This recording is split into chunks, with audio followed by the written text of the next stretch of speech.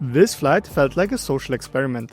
And while this airline might be the most efficient in Europe, it's not really made for people like you and me.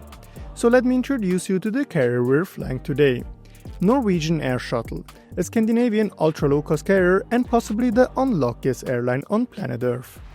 Originally founded as a tiny regional airline, Norwegian Air Shuttle soon turned into an ultra-low-cost carrier.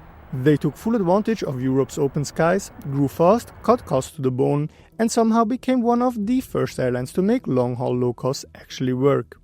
Their secret weapon was the Boeing 787 Dreamliner. Modern, fuel-efficient and easy to fill.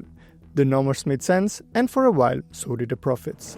However, one day a technician at ANA Airlines, familiar with a concept unknown at Boeing called safety, discovered microcracks in the Rolls-Royce Trent 1000s. Unfortunately for Norwegian, they had equipped their entire 787 fleet with that exact engine type. Repairs dragged on for years, planes grounded, flights cancelled. Hundreds of millions in losses. With long-haul bleeding cash, they turned to the only thing still working, short-haul. To save the airline, they bet everything on the last stable leg. They placed what was then the third largest order in the world for a promising new aircraft called 737 MAX 8. Yeah. For a moment, it actually looked like they had found a way out. This plane is very safe. Nothing will ever go wrong, right? Right? After the second crash of a Boeing 737 MAX 8 plane in less than 6 months, the European Union has joined aviation authorities in China, Singapore, and Indonesia in ordering none of the planes fly in their airspace. More groundings, more refunds, and more brutal losses. By 2019, what used to be one of Europe's most ambitious low-cost carriers was on the brink of collapse. However, they were hanging on, powered solely by the firm conviction that they would finally turn things around in 2020. China is battling a new and rapidly spreading respiratory virus. The number of people infected has tripled to more than 200. The coronavirus outbreak has slammed the global airline industry. It said it will end its long-haul services. The airline has warned that it risks running out of cash by the end of March. Demand plummeted into complete oblivion. 4 subsidiaries went bankrupt and Norwegian only survived through massive layoffs and government support. But every single 787 and with that its long-haul operation is gone. Today, Norwegian is a shell of its former self and runs a lean, short and medium-haul network within Europe. I don't usually feel bad for airlines, but in this case, I kind of do, which makes it all the more fitting that I'm flying with them now.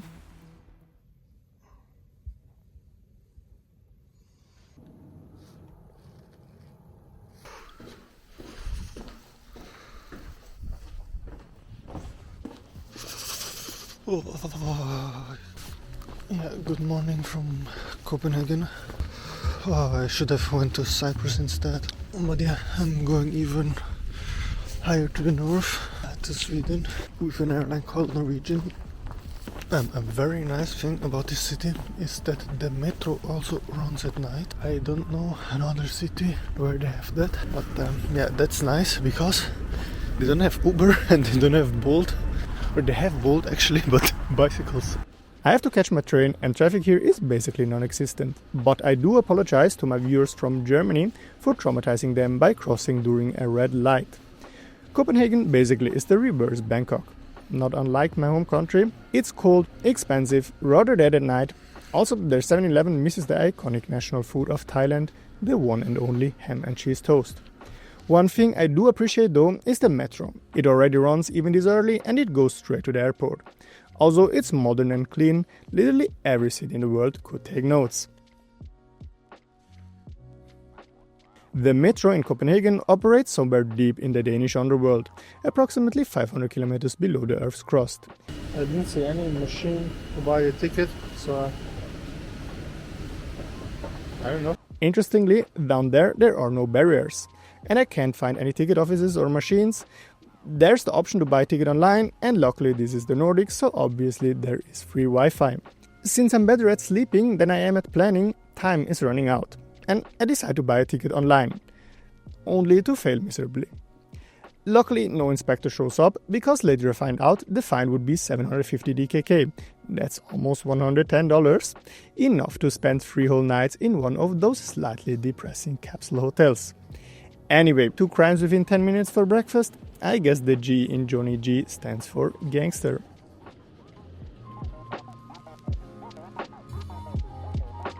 Norwegian Air Shuttle operates out of 12 bases and Copenhagen is one of them. With flights to over 65 destinations, it's a key hub for the airline. That makes sense considering Copenhagen Kastrup isn't just any airport, it's the largest in the Nordic region, handling around 30 million passengers a year.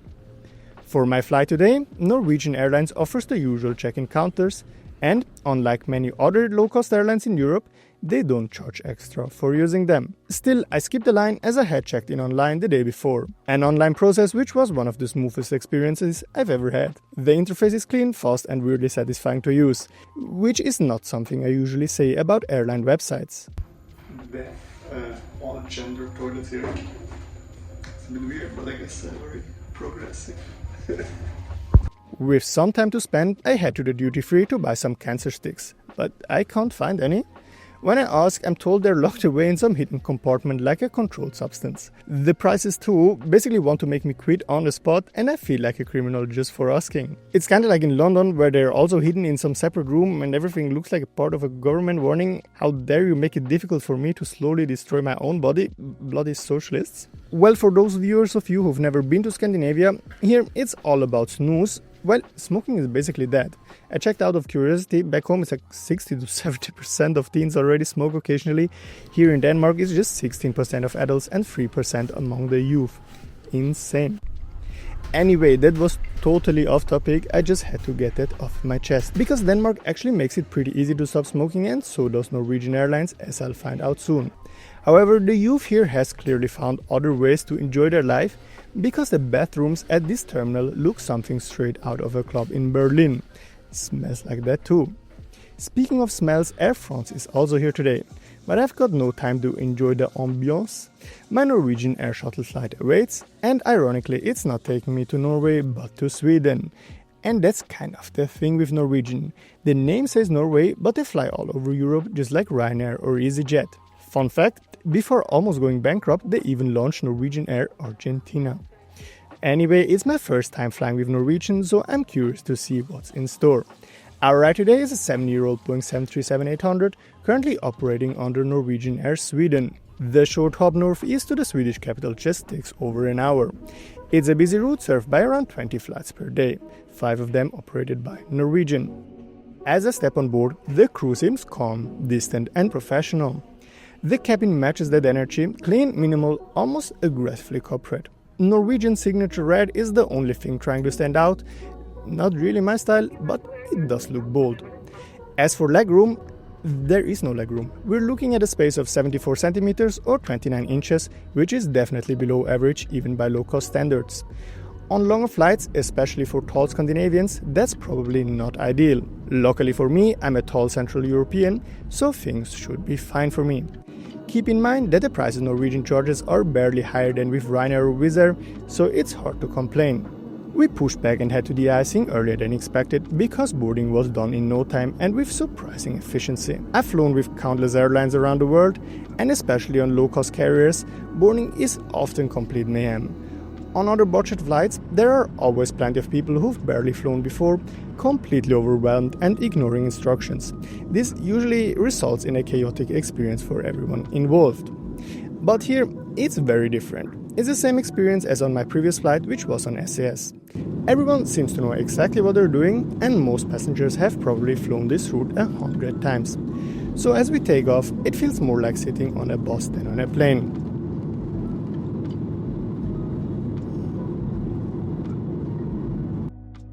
We leave Denmark behind and head for the land of IKEA, Koenigsegg, H&M and Zlatan Ibrahimovic, or as the average American might call it, Switzerland.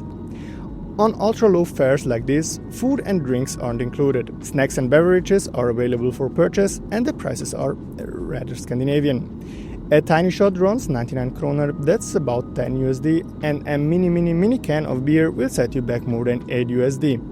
And while we're on the topic of things that cost more than expected, there's also no duty-free on board apart from jewelry. Then again, goods like tobacco, alcohol and branded items are expensive pretty much everywhere in the Nordics, even at the airport. So maybe that's why they don't even bother offering them mid-flight.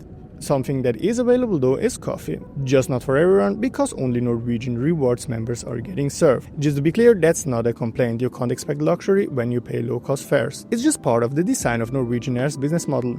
This isn't a flight that tries to win anyone over. It's not aimed at tourists or people visiting the region for the first time. No charm offensive, no curated experience, just a stripped-down product for people who already know what they're getting.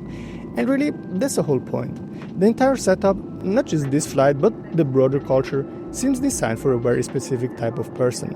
And that's precisely what allows them to standardize everything, cut costs, and make it all run smoothly. Far from being a downside, it's actually the reason this flight works so well if you ask me. It even extends to the little things. There's Wi-Fi on board, 15 minutes free, then different packages between 5 and 15 euros. Since we have an internet connection and still a bit of time to kill, I decided to devote it to one of my many other addictions, gambling. Now, if you're not into setting your money on fire, I recommend you a cashless application called Singapoker.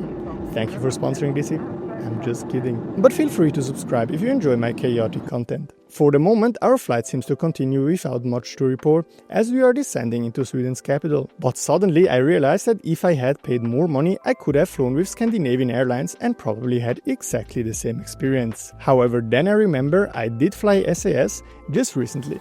Click here to see how that went. Thanks for watching and see you soon.